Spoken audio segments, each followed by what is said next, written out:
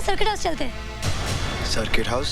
हाँ, वहाँ पुलिस ने एक आतंकवादी को अरेस्ट करके रखा है। चलो ना उसे देख कर आते हैं। बादल, मैंने आतंकवादी कभी देखा ही नहीं, पता नहीं कैसे दिखते होंगे, लेकिन मेरे ख्याल से उसकी बड़ी बड़ी मूछें होंगी, लंबे लंबे बाल होंगे, लाल लाल आंखें होंगी, गंदे गंदे दांत होंगे। बादल, बिल्कुल राक्षस लगता होगा ना आतंकवादी। कोई आतंकवादी अपनी माँ की कोख से जन्म नहीं लेता।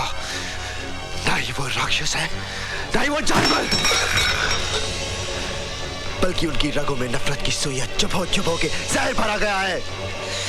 आतंकवादी देखना है, अरे एक माँ से उसका बेटा, एक बहन से उसका भाई छीन कर लावारिस की तरह फेंक दिया गया है समाज में। अरे कोई अपनी मर्जी से हथियार नहीं उठाता, मजबूर किया जाता है, मजबूर। जाओ जाओ, जाकर देख कर आओ, लेकिन उसकी लाल लाल खूनी आंखों में उस दर्द को भी देखने की कोशिश करना जिस दर्द के सारे जिंदा रहते हैं। वो आतंकवादी, आतंकवादी देख रहा है, आतंकवादी।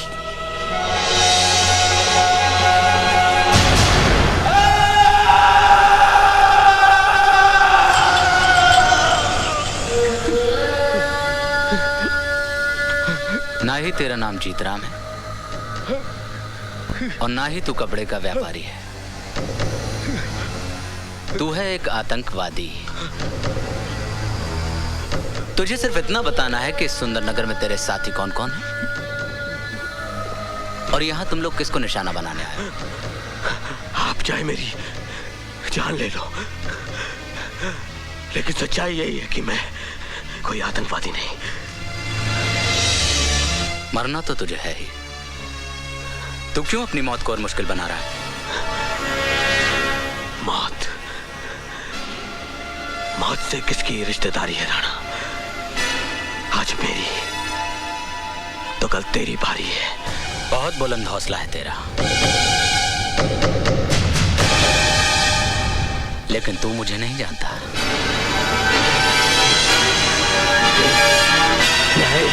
डीआईजी साहब, ये आप क्या कर रहे हैं? ऐसे तो ये मर जाएगा। तो क्या करूं? इसे फूलों का हार पहनाकर इसके सामने माथा टेकूं? मेरा मतलब है ये मुजरिम हो सकता है, लेकिन है तो इंसान।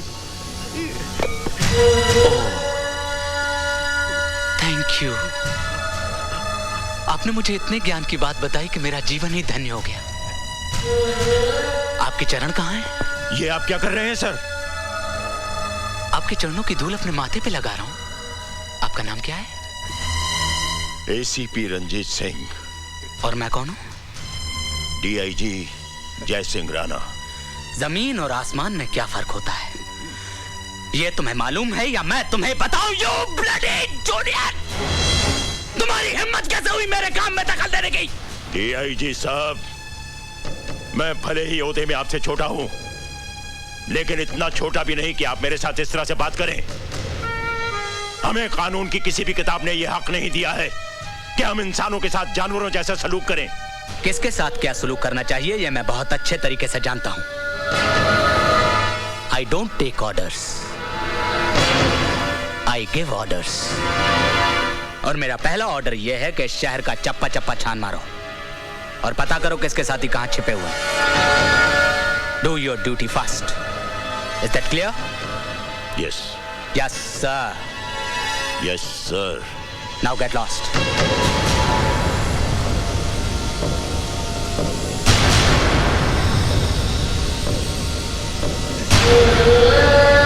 वो जो बेचते थे दर्दे दवाए दिल,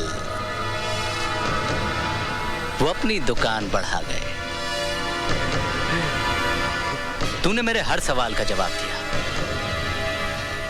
इस सवाल का जवाब है तेरे पास?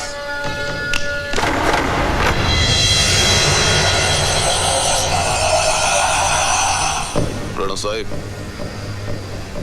यही वो आदमी है जिसने हमसे असला और बारूद मांगा था। क्यों जीते?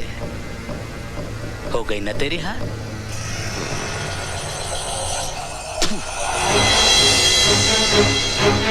क्यों चाहिए था तुझे बारूद? बोल बोल, बोल तुझे खुदा का वास्ता बोल।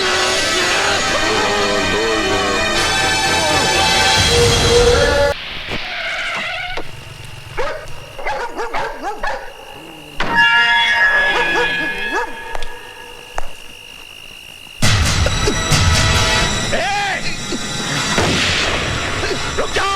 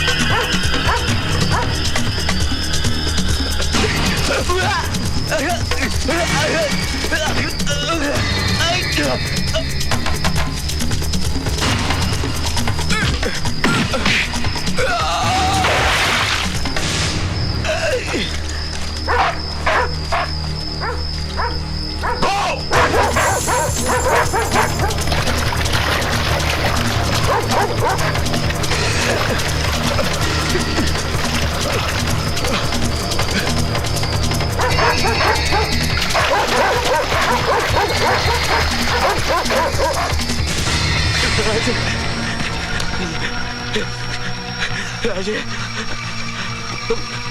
मैं तेरे साथ भाग सकता। मेरी हिम्मत अब तो टूट चुकी है। तू भाग जा पुत्र, तू भाग जा। नहीं, मैं तुझे मौत के मुंह में छोड़कर नहीं जा सकता। तू चल। जिद ना कर पुत्र, जिंदगी और मौत एक साथ सफर नहीं करते। मेरे सामने मौत खड़ी है और तेरे सामने तेरी जिंदगी, तेरा मकसद। राणा को खत्म करना है तुझे, है? राणा को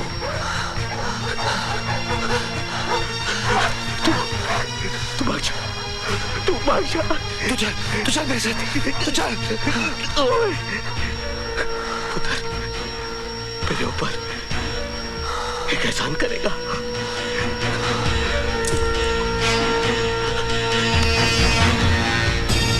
मुझे गोली मार दे।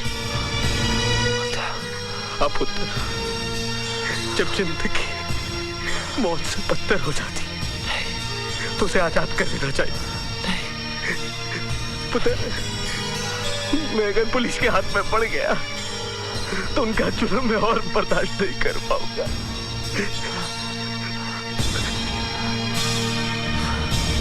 मार दे मुझे गोली, होश दे दे मुझे।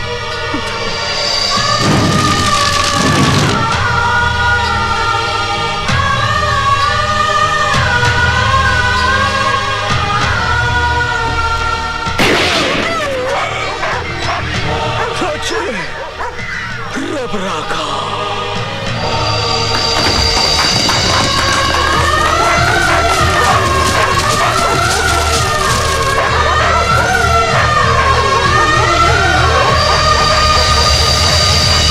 वाह, कमाल की सिक्योरिटी है आपकी। एक आतंकवादी को उसके साथी पुलिस हिरासत से निकाल के ले जाते हैं और आपके कानों पे जूं तक नहीं रेंगती।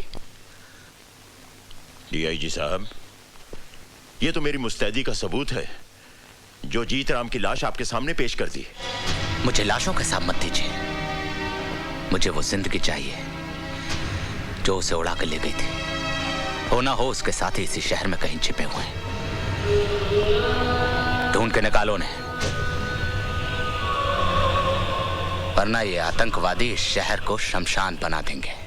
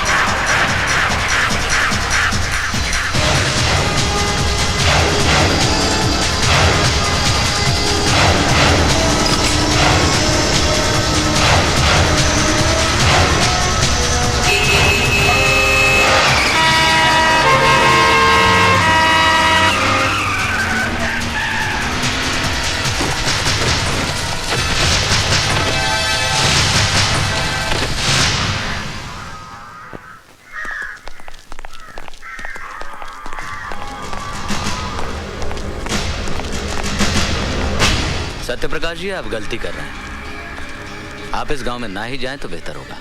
क्यों? ये गांव हमारे देश में नहीं है क्या? बात ये नहीं है सत्यप्रकाश जी, दरअसल ये खतरनाक आतंकवादियों का गांव है। पिछले 10 दिनों से हमने इस गांव की नाकाबंदी करके रखी हुई है। ना ही कोई इंसान अंदर जा सकता है, ना ही कोई बाहर आ सकता है। हमने खाना, बिजली, पानी सबकी सप्लाई बंद करके रखी है। बिजली पानी बंद करके आपने उनके जख्मों पर मरहम नहीं लगाया है, बल्कि नमक रगड़ा है। माना कि वो आतंकवादी हैं, लेकिन उनके गुनाहों की सजा आप उनके बीवी बच्चों को क्यों दे रहे हैं? तो क्या कह रही? इन दरिंदों को खुला छोड़ दें और इनसे कहें कि जाओ जाकर मासूमों की जान लो। आज जिन्हें आप दरिंदा कह रहे हैं, कभी वो भी मासूम थे। कहीं कोई अत्याचार तो हुआ है जो मजबूरन उन्होंने हथियार उठाए। गोली का जवाब गोली सरहद पे अच्छा लगता है, घर के आंगन में नहीं। घर के आंगन में इंसान बसते हैं, आदमखोर जानवर नहीं। ये लोग सुधरने वाले नहीं हैं। ये आपका विश्वास है, और मेरा विश्वास ये है कि जब डाकू रत्नाकर वाल्मीकि बन सकता है, तो ये लोग क्यों नहीं बदल सकते? एक बात और डीआईजी जय सिंह राणा साहब, ये लोग मुझ पर गोली चलाएं भी तो आपकी फौज गोली नहीं चलाएगी। शर्मा जी लाइए। लीजिए। वंदे मातरम, वंदे मातरम, वंदे मातरम, वंदे मातरम।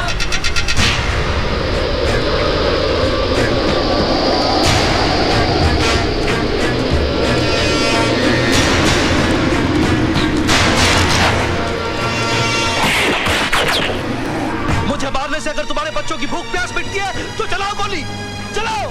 राजी, इसके हाथ में क्या है? कहीं गोला बारूद तो नहीं?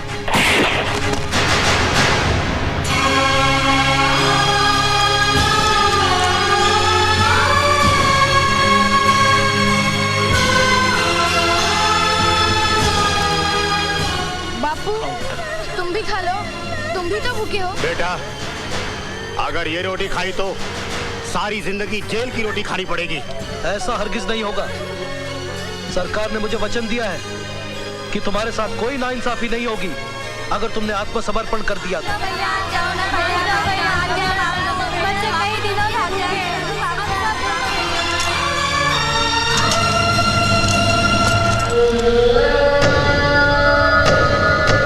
हमारा हुकूमत का पैगाम है तुम्हारे लिए राणा साहब।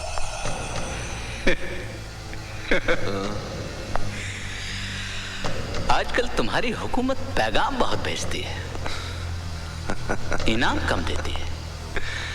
ओ, इस बार इनाम का रकम इतना ज्यादा है कि तुम गिनते गिनते थक जाएगा राणा साहब। अच्छा? हाँ, आईएसआई ने तुम्हारा स्विस बैंक का अकाउंट में 15 करोड़ रुपया जमा भी कर दिया है।